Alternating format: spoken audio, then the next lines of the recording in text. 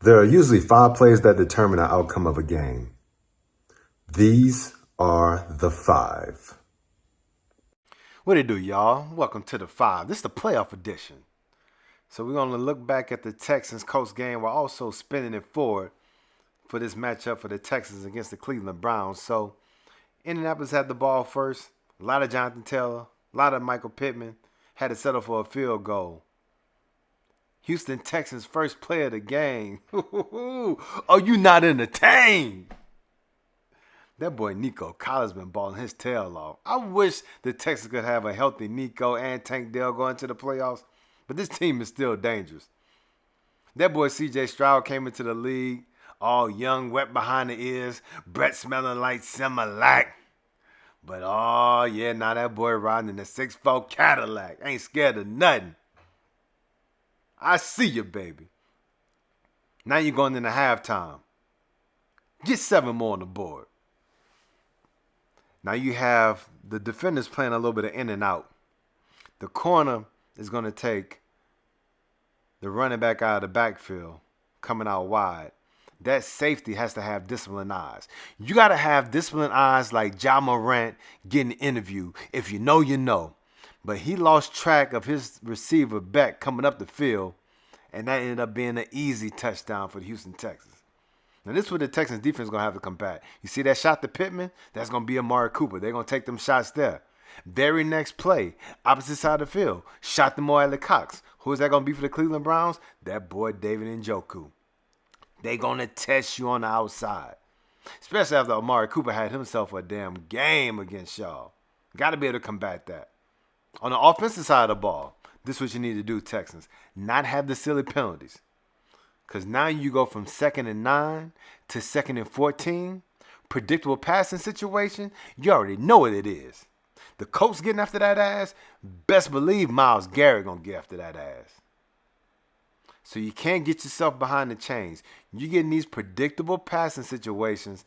Jim Schwartz, I played for him in Tennessee. He loves to be aggressive. And if you give him the opportunity, he going to heat that ass up.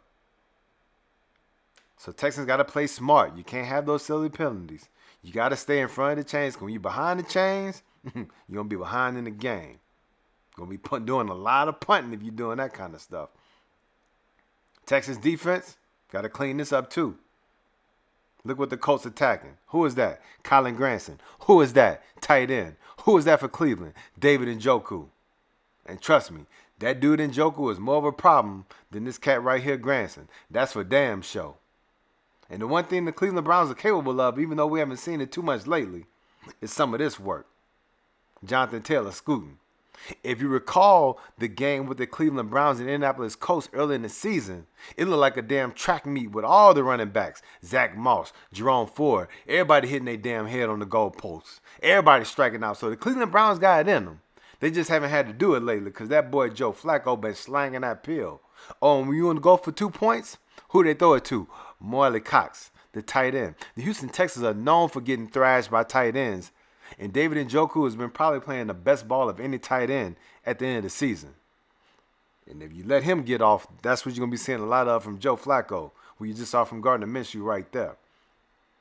But this is what C.J. Stroud's going to have to be able to do, man. You got to create. You ain't going to be able to get around it. The Cleveland Browns, with Myles Garrett and that rush, they're going to pressure you.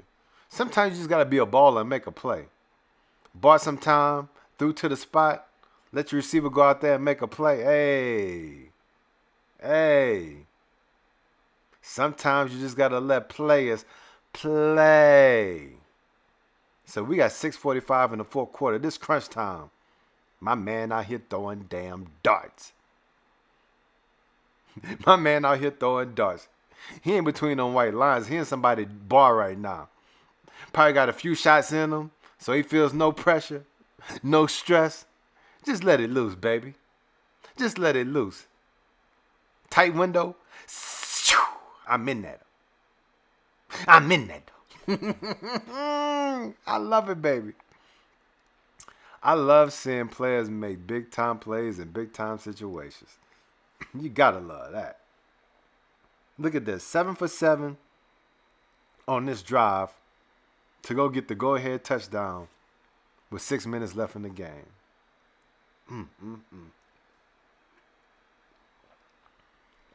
And this dude a rookie. Houston Texans, you got your one.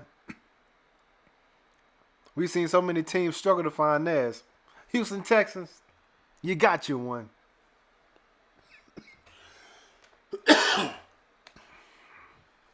My bad. Well, at least you know this real. Hey, boy, coughing and all that, but we're going to keep it rolling. Keep the party going. So now the Colts got the ball. 4-minute drill style. What they aim to do is matriculate the ball down the field. Leave no time on the clock. Score the go-ahead touchdown. Win the game. And honestly, they were doing a pretty damn good job at it too. Because right here, that Texans defense getting a heavy dose of Jonathan Taylor. They know what's coming. And the crazy part is, ain't a damn thing they could do about it. The good thing for the Texans is this. When Nick Chubb was healthy or early in the season before they had Joe Flacco, you saw a lot of this from the Cleveland Browns. I think they may still have it in them. They just haven't showed it lately. But the Texans do bow up. You got 3rd and 2. The way Jonathan Taylor been toting that rock, you thought this was going to be an easy conversion. But now you got 4th and 1. We've all seen this play. I think 9 times out of 10, the back catches the ball. The Texans probably end up giving up a touchdown and more than likely lose the game. But this one time, he didn't secure the rock, and so the Texans secured the AFC South. It bees like that sometime, baby. It bees like that sometime. But I'm not going to take anything away from the Texans. I actually called them making it to the playoffs way before they got on that heater. I like what I saw out of C.J. Stroud. I thought that defense would eventually come along. And all those things came true. Love what you see out of Will Anderson. Even though he's not completely healthy, he's been a terror. They don't need somebody to disrupt the pocket on the opposing team. And we've seen them do that at times. Remember the game against Joe Burrow? They heated him up.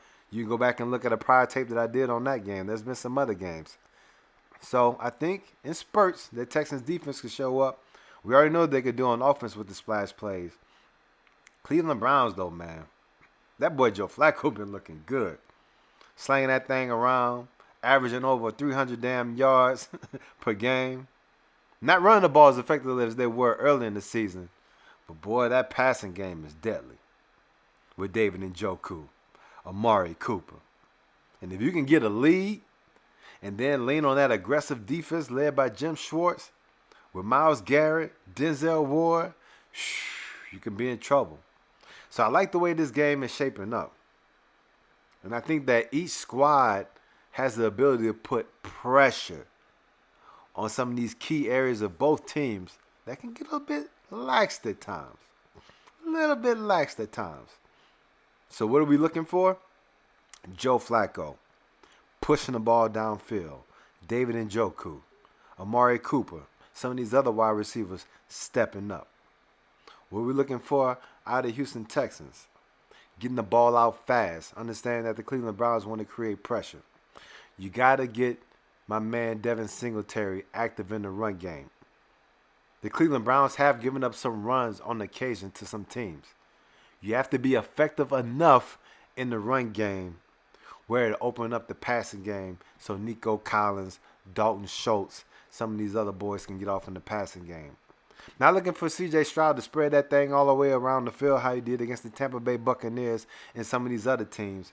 But he has to be able to protect the ball, something he's been doing most of the season very well, more than what you'd expect a rookie to be able to. Protect that damn ball and strategically take your shots. Because Jim Schwartz and that defense, they can be aggressive, so they'll give you opportunities on occasion. When they do, you have to take advantage. But I'm excited to see this damn game, man. Excited to see this game. Excited to watch all the playoff games. This is the first one I'm breaking down. Look for more of these videos coming up here soon. If you're not subscribing, follow your boy. Holla at your boy in the comments. This is the best time of the year, playoff football. You gotta love it. Come check me out next time. We got another video coming soon.